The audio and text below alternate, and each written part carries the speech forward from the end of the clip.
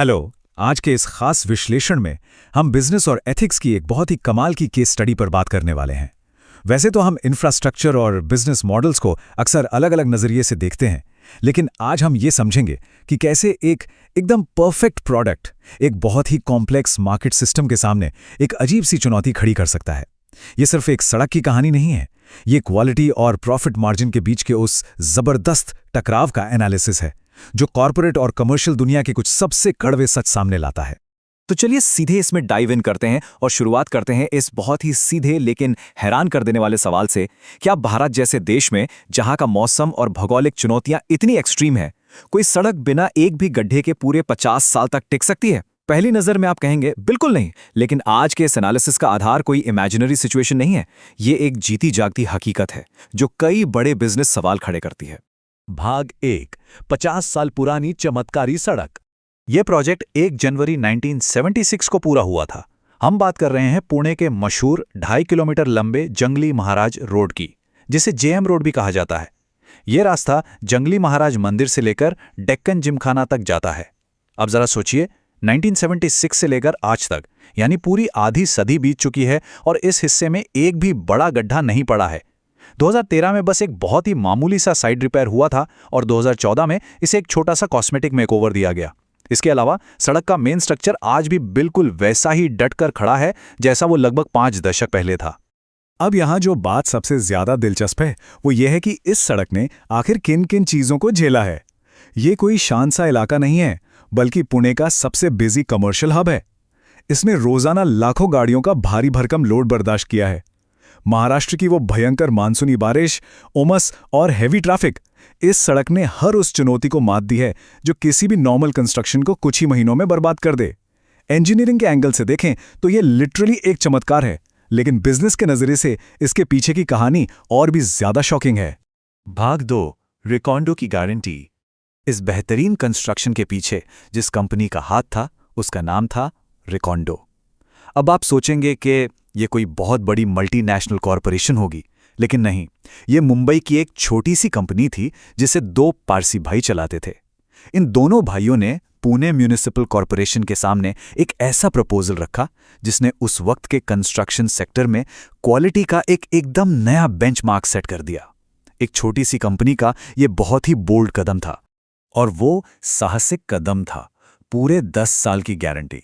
रिकॉन्डो ने लिखित रूप में यह गारंटी दी थी कि अगर 10 साल के अंदर इस सड़क में कोई भी खराबी आती है तो वे अपनी ही जेब से उसकी मरम्मत करेंगे। बिजनेस की दुनिया में, खासकर इंफ्रास्ट्रक्चर प्रोजेक्ट्स में, ऐसी गारंटी देना एक बहुत बड़ा फाइनेंशियल रिस्क माना जाता है, लेकिन उन्हें अपनी क्वालिटी पर इतना ज्यादा भरोसा था कि उन्होंने ये रिस्क उठाया। और सच कहूं तो ये रिस्क पूरी तरह से पे ऑफ कर गया, क्योंकि सड़क 10 साल नहीं बल्कि उसके 5 गुना ज्यादा समय तक बिना किसी खराबी के टिकी रही। भाग 3, गुणवत्ता बनाम मुनाफा।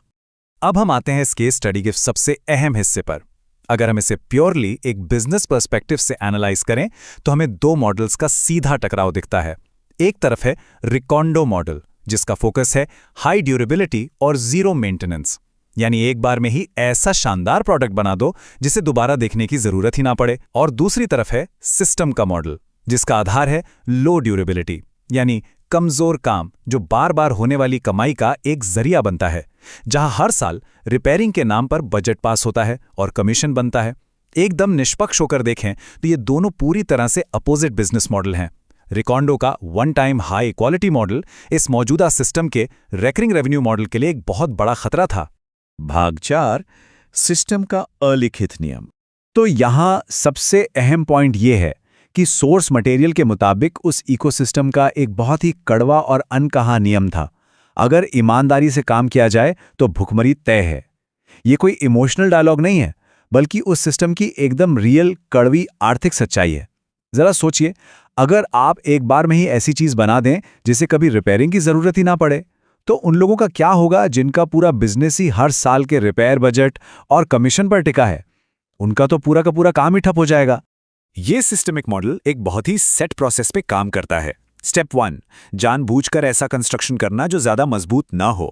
स्टेप 2, मौसम की मार से हर साल उस कंस्ट्रक्शन का खराब होना। स्टेप 3, उसी खराबी का हवाला देकर हर साल नए रिपेयर बजट का पास होना। और फाइनली स्टेप 4, उस बजट से बार बार कमीशन का जनरेट होना। लेकिन जब रिकॉन्डो ने एक ऐसी सड़क बना दी जो 50 साल तक टूटी ही नहीं, तो उसने एक ही झटके में इस पूरे साइकिल को, इस पूरे प्रॉफिट लूप को हमेशा के लिए तोड़कर रख दिया। भाग 5, ईमानदारी की कीमत। और ये बात बहुत ही बेहतरीन तरीके से दर्शाती है इस पूरी केस स्टडी का सबसे बड़ा पैराडॉक्स। रिकॉन्डो, वो कंपनी जिसने भारत की शायद सबसे मजबूत और टिकाऊ सड़क बनाई, उसे फ्यूचर में एक भी नया प्रोजेक्ट नहीं दिया गया। जी हां, एक भी नहीं। और नतीजा, उस कंपनी को हमेशा के लिए अपना कारोबार बंद करना पड़ा। ये सुनने में एक ट्रेजेडी लगती है, लेकिन बिजनेस के नजरिए से ये एक सीधा सा गणित था। कंपनी बैंकरप्ट हो गई क्योंकि उसने फ्यूचर की जरूरतों और खर्चों को जड़ से खत्म कर दिया था। उस सिस्टम ने एक ऐसी क्वालिटी को एक्सेप्ट करने से साफ इनकार कर दिया जो उसके प्रॉफिट मॉडल को खत्म कर रही थी। और इसी के साथ ये एनालिसिस हमें एक बहुत ही गहरे सवाल पर लाकर छोड़ देता है। जब किसी मार्केट के इंसेंटिव्स कुछ इस तरह से सेट हो जाएं कि वे क्वालिटी और ईमानदारी को सजा दें और बार बार होने वाले फेलियर को फाइनेंशियली रिवॉर्ड करें, तो उसका एंड रिजल्ट क्या होता है? ये केस स्टडी सिर्फ एक सड़क या एक कंपनी तक सीमित नहीं है। ये इस बात का एक बहुत ही पावरफुल रिमाइंडर है कि आर्थिक सिस्टम और उसके इंसेंटिव्स किस तरह से हमारे आसपास की दुनिया को शेप करते हैं। सोचने वाली बात है ना?